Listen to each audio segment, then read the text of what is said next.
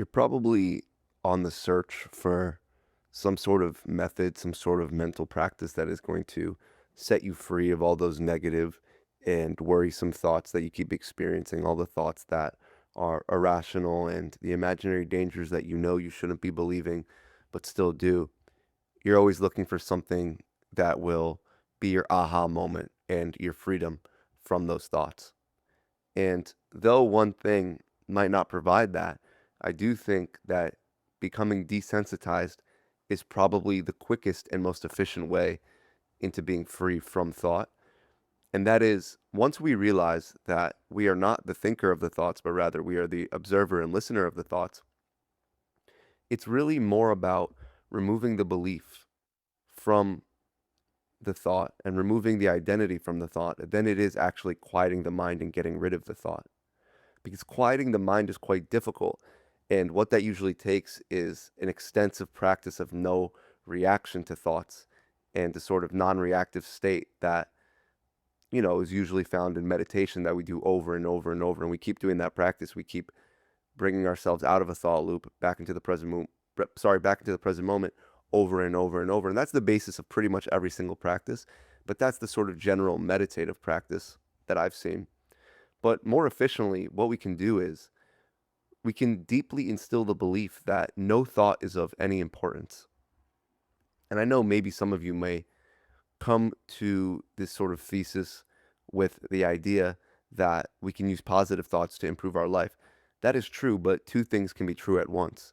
Positive thoughts can help us improve our life, and we can be free from negative thoughts while abandoning the belief from all thoughts in general.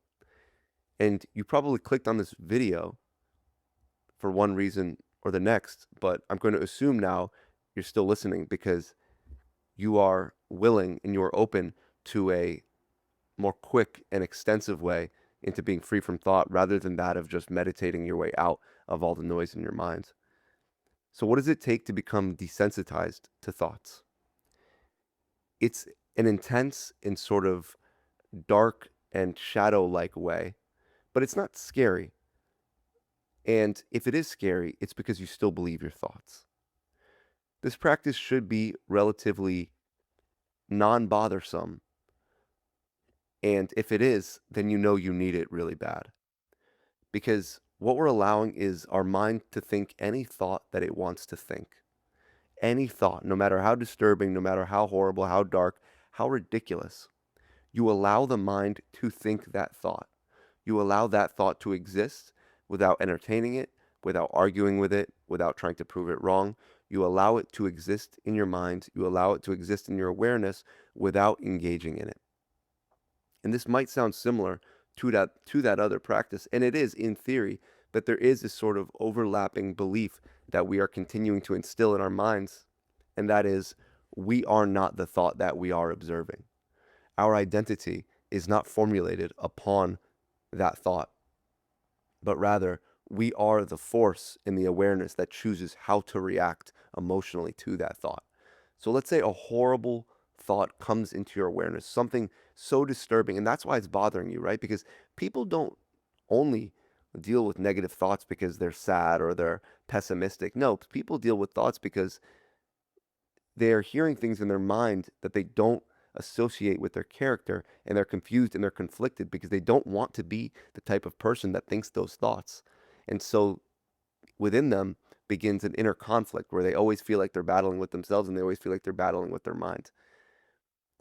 But any belief and any identifier in thought must be completely dismissed. And we really need to break down the actual process of what's happening in the moment like it's an equation. So you're sitting on the couch, you're enjoying yourself, and all of a sudden, a horrible thought comes into your mind, something you would never choose to think, and maybe an action or a sort of idea that you would never ever think about acting upon or anything like that. This is very common in what we see in OCD, and I think many people don't even know that they're experiencing OCD symptoms, many overthinkers, but whatever the case may be, the same advice follows. We see the thought enter into our awareness, and we have a couple choices here. What we usually do, and what most people do, is we become terrified. We become scared at a multiple Sorry, we become scared at multiple different levels. Number one, we become scared because either that thought is predicting something horrible is going to happen and we don't want that thing to happen. So that's, fear number one. Fear number two is if it's something to do with what we're going to do and something along the actions of what, the actions we'll take or the things that we want, then we don't want to be that person. So we're fearing being that person. And number three is the most elusive fear, and that is the why. So after you accept that you are not your thoughts, there's going to be a creepy third fear that likes to maneuver its way into your psyche, and that is, why am I thinking this thought? And this is where a lot of people get stuck, and this is where a lot of people can make a lot of progress even on like the first day of mindfulness, but they get stuck at this one paradigm, and that is, why am I? Why am I, as an awareness, thinking this particular thought? And the answer is quite complicated. And it's not complicated in the way of that thought is personal to you and that it means something to you, but rather, there's so many things going on in your body, and the mind is a part of the body. Thoughts are similar to passing gas. And I've made this reference a lot, that thoughts are like brain farts, they're like brain burps. It's the mind digesting all of these different things. And it can come down to so many different things: environment, past conditioning, past trauma, fears that we had when we were 4 or 5 years old from watching scary movies. There's so many random things that can attribute to a certain fear, but it's not necessarily what is being said that matters most, but rather how it's making you feel. Because how it's making you feel is what you're going to have to get through. And the desensitization is what happens first. So that's the launch pad. The next time you sit, and I actually invite this practice to be, more useful, not just in meditation, but actually when you're going about your day, when you're hanging out with friends, when you're having dinner with family. When that horrible thought comes into your awareness, comes into your mind, that dark thought, that scary thought, whatever it may be, there's no action to be taken. You just continue chatting with your family, you continue talking with your friends, and you act as if it's not there, all the while allowing whatever the brain wants to say, you allow it to say whatever you want. You're becoming desensitized. Because if someone's happiness, if someone's peace is always dependent on the lack of negative thoughts and the abundance of positive thoughts, then they're always going to be one thought away from their day being ruined. They're always going to be one thought away from living in utter fear. But if you become desensitized to thoughts, if now your brain can practically put any thought in your awareness and you're not associating with it, you're not taking any identity in the thought, then your peace is sustainable and your happiness is sustainable. It's in your hands because you no longer have to maneuver and, go in your head and fix that thought and try to prove it wrong logically before carrying on with your day. No, you just allow it to exist right there where it is. You don't try to move it. You don't try to change it in any way. You don't ask yourself, why am I thinking this thought? Because that's how you get roped in. It may feel logical to engage with these thoughts. It may feel logical to prove these negative thoughts wrong, but that's the game itself. That's how you get roped in. That's how it works. You don't solve irrational thoughts with a rational argument. Your brain doesn't care about logic. Your brain doesn't care about rationale. It cares about, how are you reacting to these thoughts emotionally? How are you divvying your attention to these thoughts? And like I said at the beginning, that meditative practice of not reacting to the thoughts and coming back into the present moment, that is the overlapping theme of any mindfulness practice. And that is where absolutely every, freedom from thought practice is going to stem from. But the missing link a lot of the time is a desensitization to any thought that enters the awareness. So even if you're having the time of your life and all of a sudden some horrible thought that is trying to, you know, twist the situation in any sort of way pops into your mind, what is going to be the result of that thought? Are you going to suddenly get in your own mind and start existing in a state of, really deep fear, or are you going to just let it pass because you realize that your mind can say anything and it doesn't necessarily matter, it doesn't mean anything? And we know this already, right? We know this logically a lot of the times. We know that, we saw an Instagram post or we saw a video that told us we are not our thoughts, and we try to remind ourselves of that. But the truth is, there's nothing to remind yourself of. There's only a reaction to be withheld. That's really it.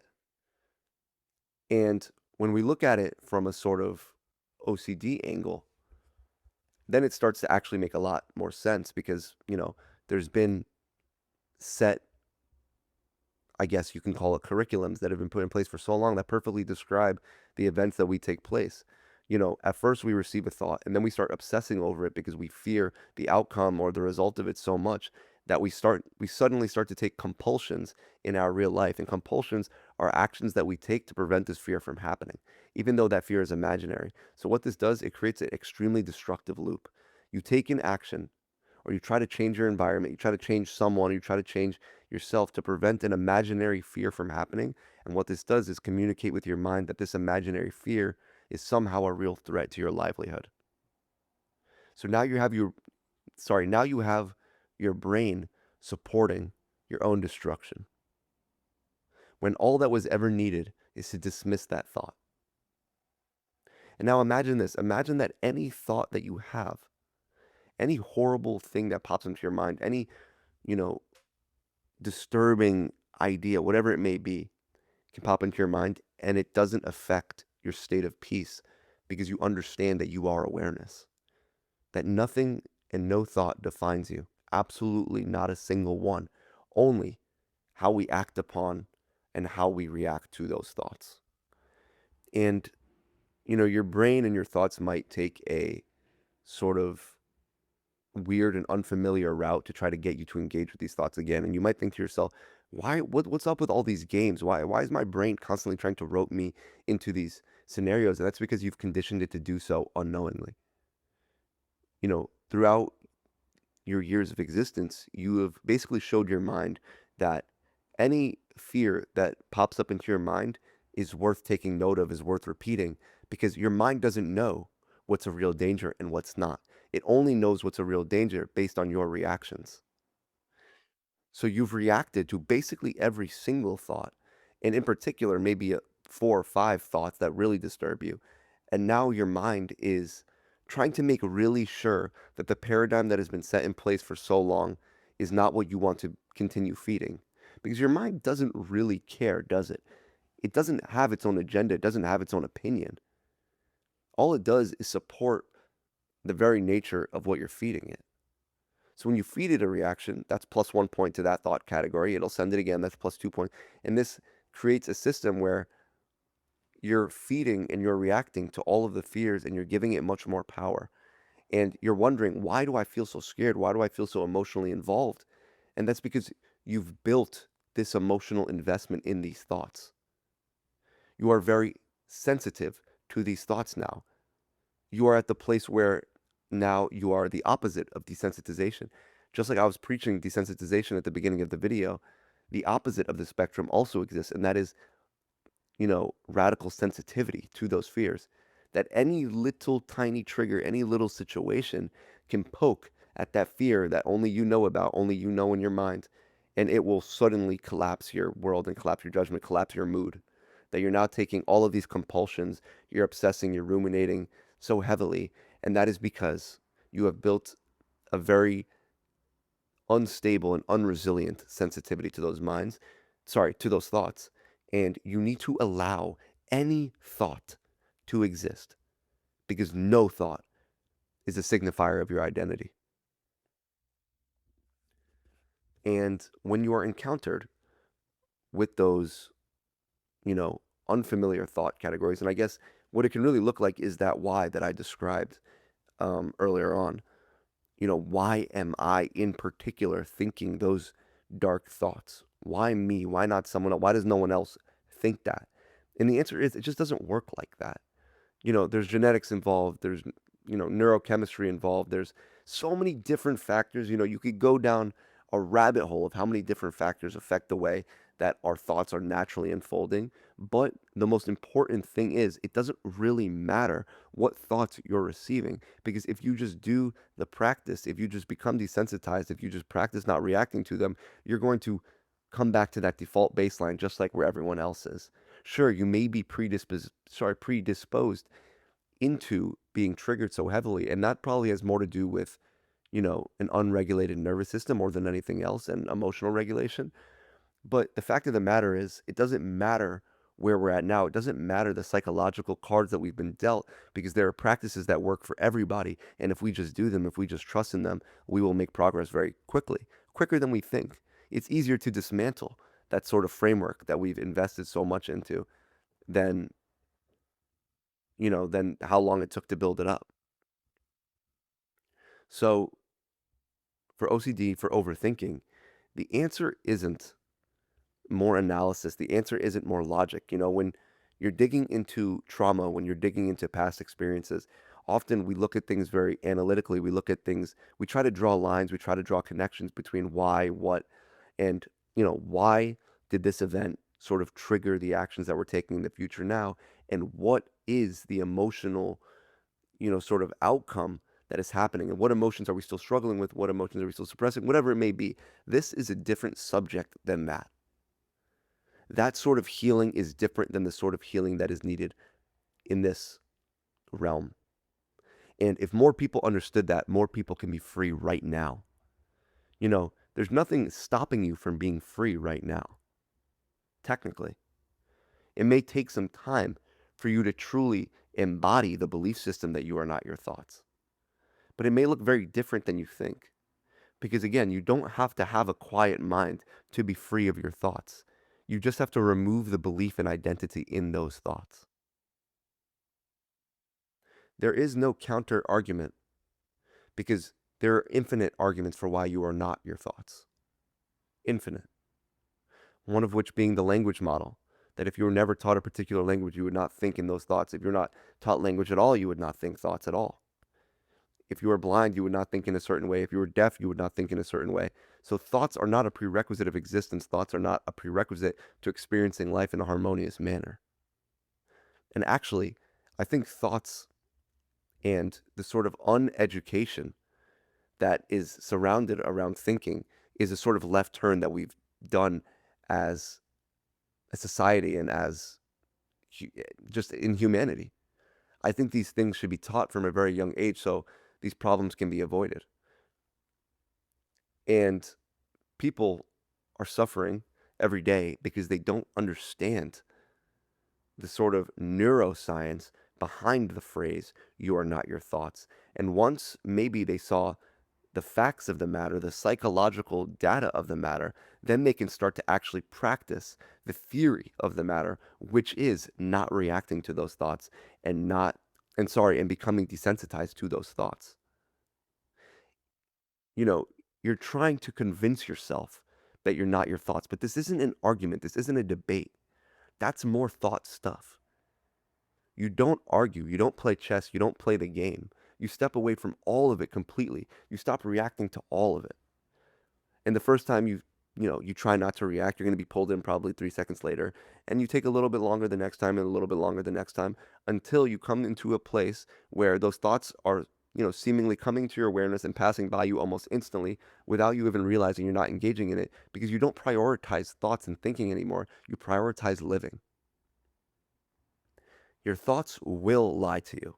They will. Without any hesitation, they will lie to you. They will twist any situation. They will twist any interaction. They will lie to you like, it's their saving grace. It's their final duty.